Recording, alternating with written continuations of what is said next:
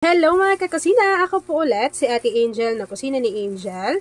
And for today's video, gagawa na naman po tayo ng another dessert recipe na for sure ay hindi mo pa nagagawa or nasusubukan sa iyong kusina. Kaya't panoorin mo na ang buong video dahil madali lang po ito.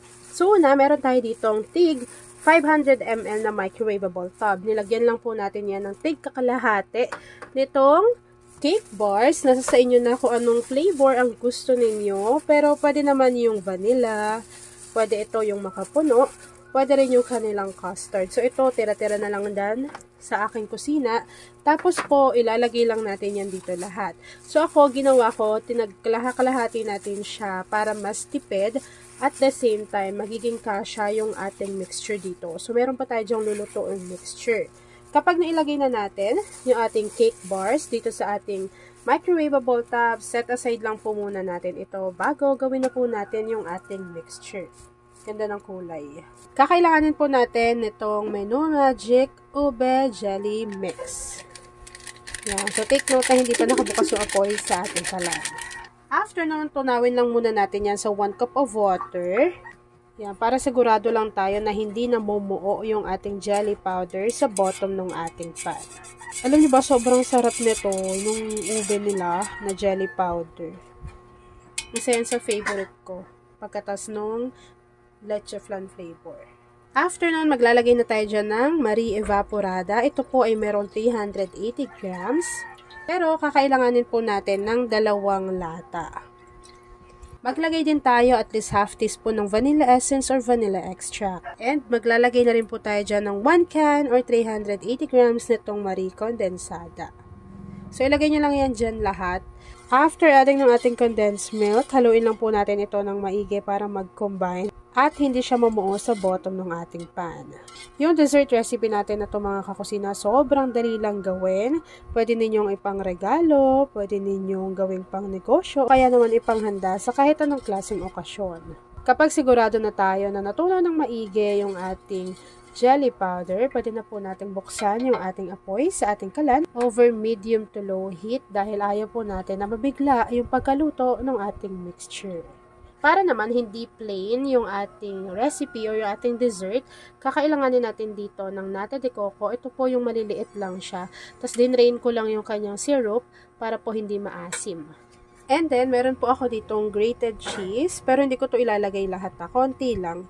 Para pampalasa lang din siya dito sa ating mixture. Yan, tansya-tansya na lang. After adding ng ating nata de coco pati ng ating keso, haluin lang po natin ito ng maigi hanggang sa makita po natin na kumukulo na yung ating mixture.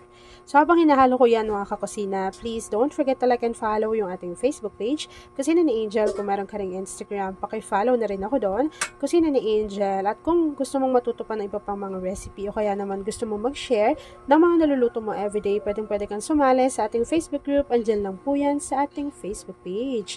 At kung isa ka din pala sa dessert lover or ube lover, say hi Angel sa ating comment box section at ilagay mo na rin kung taga saan ka nanonood. Kasalanan bang mahulog sa'yo? Tumingin ka sa akin.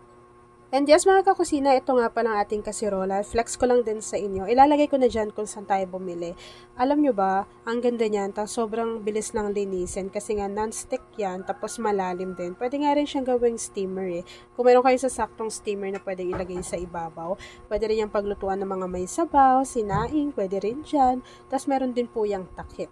Meron din siya iba't ibang kulay na pagpipilian. Pero ako po, ito yung pinili ko, yung color yellow. At ayan na nga mga kakasina, kapag kumukulo na po yung ating mixture, pwede na po natin i-off yung apoy sa ating kalan at i-transfer na po natin to doon sa ating mga lagayan or microwavable tub na merong cake bars. Once na i-transfer na po natin yung ating mixture dito sa ating mga lagayan, hihintayin lang po natin tong lumamig, mag-set at mag-firm, and then after po noon, ipapakita ko na sa inyo kung ano yung natapos nating easy dessert recipe.